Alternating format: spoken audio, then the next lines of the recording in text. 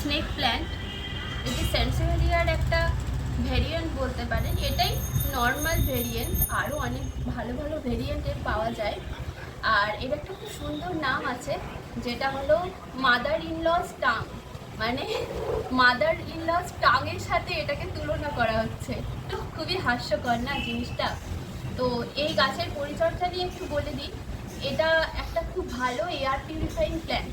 মানে অন্য গাছ যখন রাতের বেলায় অক্সিজেন গ্রহণ করে, কার্বন ডাই অক্সাইড ত্যাগ করে, এই গাছ কিন্তু রাতে তার উল্টোটাই করে, মানে অক্সিজেন বা ত্যাগ করে, কার্বন ডাই অক্সাইড গ্রহণ করে।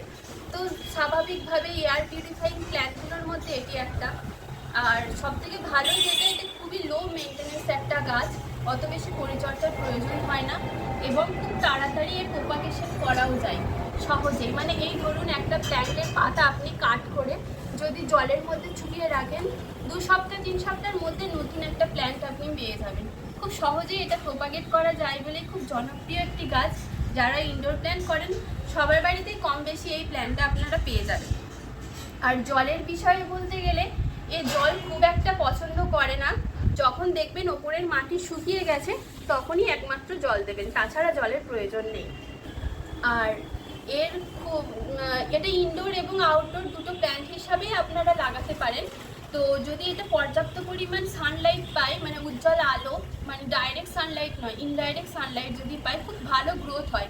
আর সব সময় ইনডোরে না রেখে চেষ্টা করবেন কিছু সময় বাইরে বের করে দিতে, ব্যালকনিতে বা বাইরে, কিছু সময় ইনডোরে রাখতে। এইভাবে এর গ্রোথটা খুব ভালোভাবে আপনারা পেতে পারেন। চলুন কথা না বাড়িয়ে এবার গাছটা আমরা পটিং করে ফেলি। এই মাটিটা যখন তৈরি করেছিলাম আমি, তখন এর মধ্যে গার্ডেন সয়েল অর্ধেকটা মতো, আর বাকি অর্ধেকটার মধ্যে কোকোপিট এবং ভার্মিকম্পোস্ট দুটো মিক্স করে দিয়েছিলাম।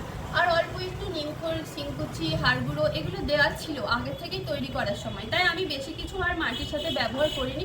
শুধু একটু সাফ দিয়ে নিলাম অ্যান্টি ফাঙ্গাল হিসাবে, যাতে কোনো রকমভাবে ফাঙ্গাল ইনফেকশন না হয় গাছগুলোর।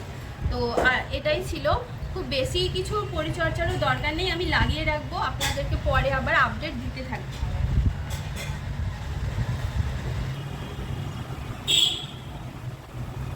আমার পটিং করা সম্পন্ন হয়ে গেল। আপাতত কিছুদিন এটা ইনডোরে রাখার পর আমি ভেবেছি এটাকে একটু আউটডোরেই রাখবো।